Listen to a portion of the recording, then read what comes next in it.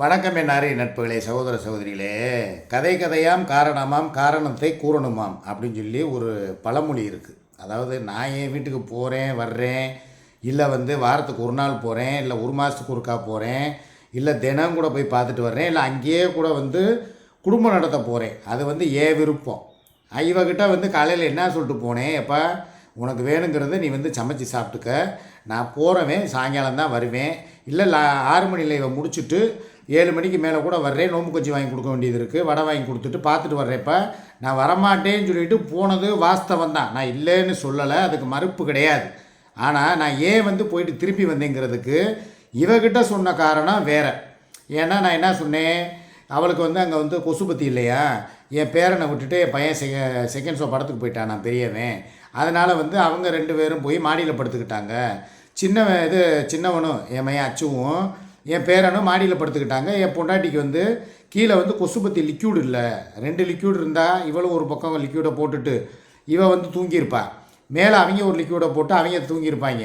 அதனால் லிக்யூடு இல்லைங்கிற ஒரு காரணத்தினால அவங்களுக்கு மாத்திரம் ஒரு லிக்யூடு இருந்துச்சா, இவங்களுக்கு கொசுபத்தி லிக்யூடு இல்லைங்கிறதுனால கீழே படுத்துட்டாங்களாம், தூக்கம் வரலையாம் கொசுக்கடியில் அப்படின்னு சொல்லி இவகிட்ட ஒரு காரணத்தை நான் சொன்னேன். இவ வாயிலேருந்து என்ன வருதுன்னு பார்ப்போங்கிறதுக்காகத்தான் நான் அதை சொன்னேன். இவ உடனே உட்காந்துக்கிட்டு அப்போ 2 பேர்த்தையும் மாடியில் அனுப்பிட்டு இவ சுகைல் கூட கொஞ்சி குழாவுறாளா, வீடியோ காலில் பேசுகிறாளா, ஆடியோ காலில் பேசுகிறாளா, நைட்டு பூரா யார் கூட கடலை போட்டால், விடிய விடிய தூங்காமல் என்ன பண்ணா. இப்போ நீ வீட்டுக்கு வர்றேன்னு சொன்ன உடனே அதெல்லாம் வர வேணாம். நான் என்ன சொன்னேன் இவகிட்ட, எப்போ அவள் தூங்கிக்கிட்டு இருக்காளாம், இப்போ நான் போனாலுமே அவள் எதுவும் சமைக்கிறதுக்கும் வாய்ப்பு இல்லை, நான் எதுவும் வாங்கிட்டு போனாலும் செய்கிறதுக்கும் வாய்ப்பு இல்லை அப்படின்னு சொல்லி நான் ஒரே வார்த்தையில் முடிச்சிட்டேன் இவகிட்ட. இவ உடனே அதை வச்சுக்கிட்டு இப்போ ஒரு கட்டுக்கு அதை அடித்து விட்டா பாருங்க.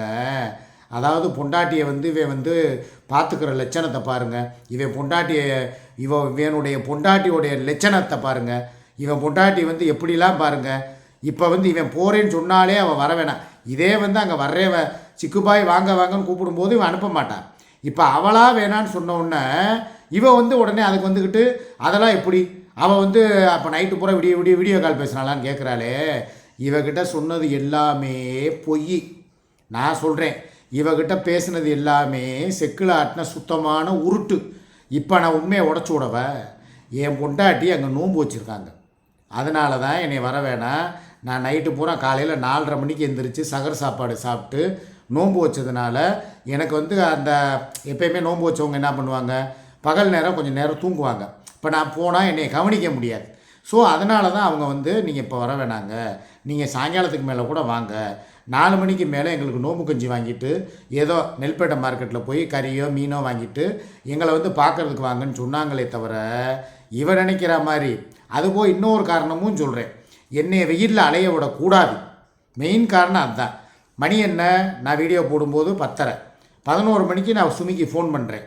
அப்போ அவங்க சொன்ன ஒரே வார்த்தை, உங்கள் உடல்நலம் எனக்கு ரொம்ப முக்கியம், தயவுசெய்து நீங்கள் ரெஸ்ட் எடுங்க, நேற்றே உங்களுக்கு சுகர் ஓவராக இருக்குதுன்னு சொன்னீங்க, 420 இருக்குதுன்னு சொன்னீங்க, இதோடு நீங்கள் அங்கேருந்து இங்கே வெயிலில் அலைஞ்சிங்கன்னா உங்களுக்கு தான் வழியில் ஏதாவது கிருகிருப்பு படபடப்பு மயக்கத்தில் கீழே விழுந்துருவீங்க. வண்டியோடு விழுந்துட்டிங்கன்னா அதில் அதுக்கப்புறம் உங்களுக்கு செவர் இருந்தால் தான் சித்திரை வரைய முடியும். அவளுக்கு ஏதோ நாங்களும் உங்களை கூப்பிட்டு பார்த்தா நீங்கள் வரலை, எதை வீடு வாங்கி கொடுக்கணும், அதை வாங்கி கொடுக்கணும், இதை வாங்கி கொடுக்கணும்னு சொல்லி கட்டப்பை கருப்பிக்கிட்டே கிடக்குறீங்க. உங்களுடைய உடல்நலம் முக்கியம். அவள் தான் உங்களுக்கு சாப்பாடு விஷயத்தில் கண்ட்ரோல் இல்லாமல் கொடுக்கக்கூடாததெல்லாம் கொடுத்து, குடிக்க வைக்கக்கூடாததெல்லாம் குடிக்க வச்சு, படுக்காத இடத்துலலாம் போய் நீங்கள் படுத்து உங்களுக்கு தான் இப்போ உடல்நலம் பாதிக்கப்பட்டு சுகரு பிபி ப்ரெஷரு எல்லாம் ஏறி போய் உட்காந்துருக்கீங்க. இதோட வெயிலில் அலைஞ்சிங்கன்னா உங்கள் உடல்நலம் தாங்க பாதிக்கும். மாத்திரை போட்டிங்களா காலையில் எந்திரிச்சு அப்படின்னு கேட்டாங்க. இல்லைம்மா மாத்திரை போடலை, இனிமேல் தான் போய் ஏதாவது பூரி செட் வாங்கியிருக்கேன், இட்லி வாங்கியிருக்கேன், போய் சாப்பிட்டுட்டு அதுக்கப்புறம் தான்ப்பா மாத்திரை போடணும், நம்ம வீட்டில் கூட சாப்பிட்டுக்கிறேம்மா அப்படின்னு சொன்னேன். அப்போ சாப்பிட்டீங்கன்னா உங்களுக்கு போடுறதுக்கு மாத்திரை வேணாம்மா அப்படின்னாங்க. ஆமாம்மா மாத்திரை வேணும், மாத்திரை எங்கே இருக்குது அப்படின்னாங்க. மாத்திரை சூர்யா வீட்டில் இருக்குது அப்படின்னு. அப்போ நீங்கள் வர வேணாம், நேராக போங்க, பூரி செட்டை சாப்பிடுங்க, சாப்பிட்டு போய் அந்த மாத்திரையை போட்டுட்டு ரெஸ்ட் எடுங்க, நீங்கள் உங்கள் உடல்நலம் தான் முக்கியம் அப்படின்னு சொல்லி என் மேலே உள்ள அக்கறையிலையும் தவிர பப்புவையும் நான் அங்கேருந்து கூப்பிட்டு போயிட்டேன். ஏன்னா வெயில் நேரத்தில் நம்ம பரவாயில்ல அலையலாம், நான் கூட சுகர் இருந்தால் கூட அலைஞ்சிருவேன். பப்பு அதுக்கு அப்படியே கொஞ்சம் அந்த வெயிலில் போயிட்டு வந்தாலே கிறக்கமாக இந்த வருங்க. இப்போ கூட பாருங்களேன், எங்கள் அம்மா வீட்டுக்கு தான் போயிட்டு வந்தேன். அது எப்படி படுத்துருக்கு பார்த்தீங்களா? அதுக்கும் முடியலை. இதோடு நாங்கள் அலையக்கூடாதுங்கிற ஒரே நோக்கம் தானே தவிர வேறு எந்த ஒரு உள்நோக்கமுமே சுமிக்கு கிடையாது. இவன் வந்தவுடனே அடித்து விட்றாங்க என்கிட்ட. அப்படியே என் பொட்டாட்டி என்னையும் 2 பேருக்கு கருத்து வேறுபாடு ஏற்கனவே இருக்குது. ஏற்கனவே இவ சொல்லி தான் எப்போ பார்த்தாலும் சுகையில் புச்சு குட்டின்னுக்கிட்டே இருக்கிறா. என்னவனே மன்னவனே தென்னவனேங்கிறா அப்படின்னு சொல்லி வீடியோக்களை எடுத்து காட்டுறது, கிளிப்பிங்ஸை கட் பண்ணுறதை காட்டுறது, எனக்கு எடுத்து எனக்கு இவ காட்டி தான் இவ தலையணை மந்திரம் ஓதுனதில் தான் நான் இந்த நிலமையில் உட்காந்துருக்கேன். இவ்வளவு பத்தாத இன்னும் உனக்கு ஏன் என் குடும்பத்தை பிரித்து வைக்கணும், என் குடும்பத்தோடு போய் நான் சேரக்கூடாதுங்கிறதுல இம்புட்டு ஆர்வம் நான் கேட்குறேன். ஏன் எனக்கு தெரியாதா எப்போ போகணும் எப்போ வரணும்னு? உன்னைய மாதிரி அவள் அக்கறை இல்லாமல் இருந்திருந்தா கறி மீன் தான் முக்கியம், ஏதோ வாங்கிட்டு வாங்க, மீனை வாங்கிட்டு வாங்க, குடலை வாங்கிட்டு வாங்க, செவரட்டியை வாங்கிட்டு வாங்க, இல்லை அதை வாங்கிட்டு வா இதை வாங்கிட்டு வான்னு சொல்லி என்னை ஏமாற்றி என்னை அங்கே வர வச்சுருக்கலாம். ஆனால் என் மேலே உள்ள அக்கறையில் நீங்கள் சாயங்காலம் வந்தால் போதுங்க, வெயில் தாழ வாங்க. ஏன்னா வெயில் கொடூரமாக இருக்குது. மதுரை வெயிலை பற்றி உங்களுக்கு தெரியாது. எல்லா ஊர்லேயும் 40 டிகிரி செல்சியஸ்னால் எங்கள் ஊரில் மாத்திரம் 44 அடிக்கும். எல்லா ஊர்லேயுமே 90 95 இருந்துச்சுன்னா எங்கள் ஊரில் மாத்திரம் 108 டிகிரி வெயில் அடிக்கும். இப்போ கூட அங்கே பாருங்கள், வெளியே போக முடியலை. ஒரு அப்பளத்தை எடுத்து ரோட்டில் போட்டிங்கன்னா அப்பளமே பொரிஞ்சிடும்.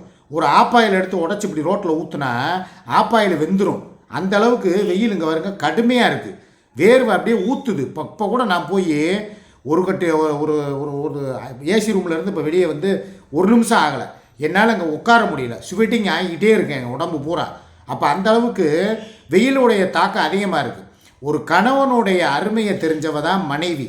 கணவனுடைய மனசை முகத்தை பார்த்து அவனுடைய குரலை பார்த்து தெரிஞ்சுக்கிறவ தான் பொண்டாட்டி. நான் காலைல போட்ட வீடியோவை சுமி பார்த்துருக்கும் போல். பார்த்துட்டு எங்கே உங்கள் குரலில் என்னங்க இவ்வளோ ஒரு நடுக்கம், ஏன் உங்கள் குரல் ஒரு படபடப்பாக இருக்குது, ஏன் உங்களுக்கு என்ன ஆச்சு, தவிர உங்களுக்கு வேறு இருமல் சளி வேறு ரொம்ப அதிகமாக இருக்குதுன்னு சொன்னீங்க. அதில் போய் என்னான்னு பாருங்கள், இளநீர் வாங்கி குடிங்க, இளநீரை சூடு பண்ணி குடிங்க. அப்படிலாம் எனக்கு ஏகப்பட்ட அட்வைஸு அறிவுரைகள். ஏன் இதே என்னை பிடிக்காட்டினா, என் மேலே பாசம் இல்லாட்டினா, என்னை அங்கே வரவே வேணான்னு நினச்சிருந்தா நீங்கள் சாயங்காலமும் வராதிங்க, நோம்பு கஞ்சிலாம் எங்களுக்கு இங்கேயே கிடைக்கிது, நாங்கள் ஏதோ வாங்கி சாப்பிட்டுக்குருவோம் அப்படின்னு சொல்லி இருக்கலாம்ல. என் மேலே உள்ள அக்கறையில் தான் நீங்கள் பகலில் அலைய வேணாம், சாயங்காலத்துக்கு மேலே வாங்கன்னு சுமி சொன்ன ஒரே காரணம் அதுதான். மற்றபடி இந்த கொசுபத்தி லிக்யூடு இல்லை, நைட்டு பூரா விடிய தூங்கலை அப்படின்னோடனே உன்னைய மாதிரி ஈத்தரத்தனமாக அப்போ அவள் எவன் கூட போய் கடலையை போட்டுக்கிட்டு இருந்தான்னு சொல்லி கேட்குற ஆள் அவள் கிடையாது. இப்போ இதே நான் இருக்கேன், இப்போ நீ இருக்க. நேற்று சாயங்காலமே உன்னை எல்லோரும் என்ன சொன்னாங்க, 9 மணி லைவுக்கு நீ வரலன்னு ஒன்று. ஆக சிங்கப்பூர் முருகேசன் போட்ட காசில் சரக்கை போட்டுட்டு சூர்யா மட்டையாயிட்டா, அவள் போதை தலைக்கேறி போய் படுத்துருக்கான்னு சொல்லி உன்னை அவதூறு பரப்புனாங்க. இதே என் பொண்டாட்டி உன்னை ஏதாவது சொன்னால, இல்லை நேற்று நீ நைட்டு போதையில் கிடக்குன்னு எதுவும் சொன்னால, நான் உனக்கு எவ்வளோ சப்போர்ட் பண்ணேன். எப்பா அவள் போதையில் இல்லை, தேவையில்லாமல் அவளை யாராவது அப்படி பேசாதீங்க அப்படின்னு சொல்லி உன்னை நான் எவ்வளோ தூரம் ஓ மானத்தையும் தன்மானத்தையும் நான் காப்பாற்றுறேன். உனக்காக நான் போராடுறேன். உன்னை யாராவது தப்பாக பேசினா நான் கோவப்படுறேன். ஆனால் என் குடும்பத்தில் ஒரு சின்ன விஷயம், காலையில் வராதிங்க சாயங்காலம் வாங்கன்றதுக்கு எத்தனை கட்டுக்கதைகள், எத்தனை அதுக்கு திரை கதை வசனம் எல்லாம் எழுதி அவன் மேலே அபாண்டமான பழியை போடுறியே. ஒரு பெண்ணாக இருந்துக்கிட்டு இன்னொரு பெண்ணை இப்படி பழிக்கலாமா? ஒரு பெண் மேலே பழியை சுமத்தலாமா? நானும் பல தடவை பார்த்துட்டேன். அந்த ஆதார் கார்டு விஷயம், அந்த ஆனந்துக்கிற விஷயம், ரிப்பாயி, சப்பி, சரத்து, சுகைலு, இதெல்லாம் நீ பேசாத. அதே மாதிரி என் மகனோட விஷயத்தையும் மீடியாவுக்குள்ளே எடுத்தறிஞ்சு பேசாத, எடுத்து வச்சு பேசாதன்னு சொல்லி பல தடவைக்கு இவளுக்கு நம்ம அட்வைஸ் கொடுத்துருக்கோமே. என்னைக்காவது இவ கேட்டிருக்காளா? அப்போ இவளுக்கு மாத்திரம் ரத்தம், எங்கள் குடும்பத்துக்கு அது தக்காளி சட்னியை நான் கேட்பேனா கேட்க மாட்டேனா? இதில் ஏதாவது அவன் மேலே ஏதாவது தப்பு இருக்கா? இப்போ நான் சாயங்காலம் போகிறேன்னு வைங்களேன், ஒரு லைவ் போடுவேன் 6 to 7. லைவை முடிச்சுட்டு என் பேரன் கூட கொஞ்சம் நேரம் விளையாடுவேன். அதுக்கப்புறம் அவங்களுக்கு எதாவது வேணும்னா வாங்கி கொடுப்பேன். இந்த என் மகனுக்கு வேறு இந்த டயர் இல்லைன்னு சொல்லி போய் வாங்கிட்டு வாடான்னு சொல்லி நேற்று அவனுக்கு ரூபா போட்டேன். அவனுக்கு அளவு தெரியலை, டயர் எங்கே போய் வாங்குறது, எங்கே கலட்டி மாட்டுறதுன்னு தெரியலை, நீங்கள் வாங்கன்னு சொல்லி இப்போ இந்த நேரத்துலேருந்து வீட்டில் உட்காந்துருக்கேன். ஆக நான் தான் போய் என் குடும்பத்துக்கு ஒரு சின்ன விஷயம்னா கூட நான் போய் பார்க்கணும். இதே உன் குடும்பத்துக்கு ஒரு சின்ன விஷயம்னா கூட நீ உடனே துடிச்சுக்கிட்டு ஓடிக்கிட்டு போய் தாராபுரத்தில் போய் நிற்கிறியே. பேரண்ட்ஸ் மீட்டிங்குன்னு போனதுக்கு இந்த ஒரு விஷயத்தை நான் சொல்லிடுறேன், இதோட சொல்லிவிட்டு முடிக்கிறேன். பேரண்ட்ஸ் மீட்டிங்க்கு அன்றைக்கி நாங்கள் 2 பேரும் தான் போனோம். அவள் பாலவிநாயகம் வரல, அதனால் என்னையே தான் கூப்பிட்டு போனேன். அதுக்கப்புறம் இடையில நீ வரலைன்னா பாலவிநாயகம் வந்துடுவேன்.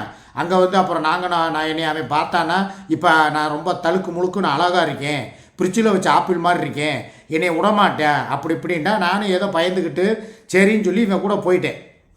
அங்கே போய் இவளுக்கு நான் ஏதாவது ஒரு தடை பண்ணேனா, இல்லை இவன் எத்தனை மணிக்கு போனால் எத்தனை மணிக்கு இவளை வந்து வேகமாக வா வா வா வான்னு அணத்துனேனா? கிடையவே கிடையாது. இங்கேருந்து 10:30 கிளம்புனோமா, 12:30 1 மணிக்கே போனோம். இவன் உள்ளே போய் பேரண்ட்ஸ் மீட்டிங் அட்டன் பண்ணிவிட்டு பிரியாணி தின்னுட்டு ஏதோ எனக்கு பிச்சைக்காரனுக்கு கொண்டு வர்ற மாதிரி ஒரு தட்டில் சும்மா 4 எலும்பையும் சும்மா 4 பீஸு கறியையும் போட்டு அதை கொண்டு வந்து கொடுத்து ரோட்டில் உட்காந்து திங்கிற மாதிரி காரில் உட்காந்து நான் தின்னேன். நான் தின்னது போக மீதி இருந்த எலும்பை என் பப்புவுக்கு போட்டேன். அந்தளவுக்கு இவளை நான் கூப்பிடவே இல்லை.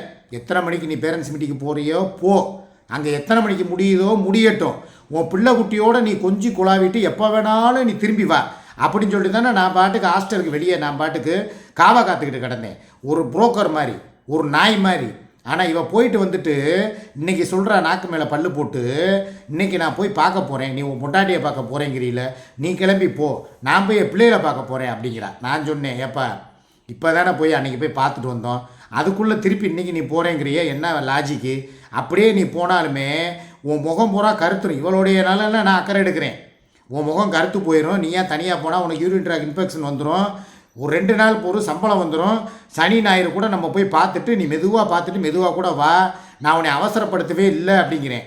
இல்லை நீ அன்றைக்கி என்னை அவசரப்படுத்தி வா வா வா வான்னு கூப்பிட்டு 6 மணிக்கு லைவ் போடணும்ன்ட்டு என்னத்தை அங்கே லைவை போட்டு நீ பிடுங்கி தள்ளுற அப்படின்னு சொல்லி என்னையும் அசிங்கப்படுத்தி ஏன் லைவில் வர்ற கமெண்ட் பண்ணுறவங்களையும் இவங்களுக்கு கரெக்டாக நீ 6 மணிக்கு போயே ஆகணுமா, ஏன் 6:30 மணிக்கு போனால் அவங்க பார்க்க மாட்டாங்களா உன்னைய அந்த அழகு பத்த முகத்தைன்னு சொல்லி என்னையும் கேவலப்படுத்தி உங்களையும் கேவலப்படுத்துகிறா. இவளை நீங்கள் நல்லா நார கேள்வி நறுக்குன்னு கேளுங்க. நான் என்ன சொல்கிறேன், ஓ விஷயத்தில் நீ கரெக்டாக இருக்கில்ல, அதே மாதிரி தான் நானும் என் குடும்பத்தில் எப்போ வேணாலும் கூப்பிடுவாங்க, நான் எப்போ வேணாலும் போவேன் வருவேன். அதுக்கு ஒரு கட்டுக்கதை இட்டுக்கதை கட்டி மக்கள் முன்னாலேயே ஏன் முன்னாலேயே என்னை கேவலப்படுத்துகிறதோ அசிங்கப்படுத்துகிறதோ பண்ணினேன்னா இனிமேல் ஒரே தீர்வு இதுக்கு என்னன்னா நிரந்தரமாக நாங்கள் போயிடுவேன். இது விளையாட்டுக்கு சொல்லலைங்க, இது உருட்டும் கிடையாது, சீரியஸாக சொல்கிறேன். இனிமேல் என் வீட்டு கதவு எனக்கு எப்பயுமே திறந்தே இருக்கும். நான் எப்போ வேணாலும் போவேன், எப்போ வேணாலும் வருவேன். நீ அதை சாக்கா வச்சுக்கிட்டு என் பொண்டாட்டி அங்கே பேசினா இங்கே பேசினா, அவன் நைட்டு விடிய வந்து வாய்ப்பாடம் படித்தா, அவள் அவுத்து காட்டினா திறந்து காட்டினான்னு சொல்லி ஏதாவது ஒன்று பேசி அவளை நாக்கு மேலே பல்லு போட்டு நீ பேசினதை நான் கண்டேன், நான் என் காதார கேட்டேன். அதுக்கப்புறம் இந்த ஊரில் இல்லை, இந்த உலகத்திலே உனக்கு இடம் இல்லாத அளவுக்கு நான் பண்ணிடுவேன். இது உனக்கு ஃபஸ்ட் அண்ட் லாஸ்ட் வார்னிங். நான் விளையாட்டுக்கு சொல்லிக்கிட்டே இருக்குன்னு நினைக்கிற, தேவையில்லாமல் என்னை சீண்டாத, அவ்வளோதான். மரியாதையாக நடந்துக்க. உனக்கு நான் இதை வந்து ஒரு எச்சரிக்கையான ஒரு பதிவாகவே நான் சொல்கிறேன். இதுக்கு மேலே என் குடும்பத்தில் உள்ளவங்களை பற்றியோ என் பிள்ளைகளை பற்றியோ அவதூறாக பேசுகிறதோ இல்லை அவள் வந்து அங்கே இங்கே போகிறான்னு சொல்கிறதோ வேணாம். இப்படி தான் திருச்சிக்கு போனால் உடனே சொல்லிடுறது, சுகையில் கிளம்பி அங்கேருந்து இங்கே வந்துட்டேன், 2 பேர் வந்து மீட் பண்ணுறாங்க, இருட்டுக்குள்ளே கசம்சா நடக்குதுங்கிறது. அதுக்கப்புறம் சரத்து கூட சேர்த்து வச்சு பேசுகிறது, சரத்து தான் திருச்சியில் இருக்கேன், அவனை தான் பார்க்குறதுக்கு போகிறாங்கிறது. இந்த பேச்செல்லாம் வேணாம். இதை பற்றிலாம் கவலைப்பட வேண்டியவே அக்கறைப்பட வேண்டியவே நான் தானே. உனக்கு என்ன, இனி வந்து பட்டனை போட என் குடும்பத்தை விட்டு நான் பிரியவே நினைக்கிறியா? பிரிய மாட்டேன். என் குடும்பத்தோடு எனக்கு இன்னும் இறுக்கமும் இணக்கமும் நெருக்கமும் உண்டாகுமே தவிர விலகி ஓட மாட்டேன், ஓடி ஒளிய மாட்டேன். நேராக போவேன், பார்ப்பேன், பேசுவேன், வேணுங்கிறத வாங்கி கொடுப்பேன். அதே மாதிரி இந்த மாதம் சம்பளம் வந்த உடனே என் கட்டுப்பாடு தான் சம்பளம். என் குடும்பத்துக்கு நான் எவ்வளோ காசு கேட்குறாங்களோ அதை வாரி இறைச்சிட்டு கொடுத்ததுக்கப்புறம் அதில் மிச்சம் மீதி இருந்தால் அந்த எச்சையவும் எலும்பு துண்டையும் தான் உனக்கு போடுவேன். அதில் நீ குடும்பம் நடத்த முடிஞ்சால் நடத்து, இல்லையா பெட்டிச்சட்டியை கிளப்பிட்டு இழுப்பூருக்கு ஓடு. இதுதான் என் முடிவு. என்ன மக்களே, நான் பேசுனது ஏதாவது தப்பு இருக்கா? கரெக்டாக இருக்குன்னா கமெண்டில் வந்து மாமா இன்றைக்கி தான் மாமா சூப்பர் முடிவு எடுத்திருக்கீங்கன்னு சொல்லி கமெண்ட் பண்ணுங்கள் என் தங்கச்சிகளே. ஓகேவா? 6 மணி லீவில் சந்திப்போம், சுமி வீட்டில் சந்திப்போம். ஓகே, பாய்.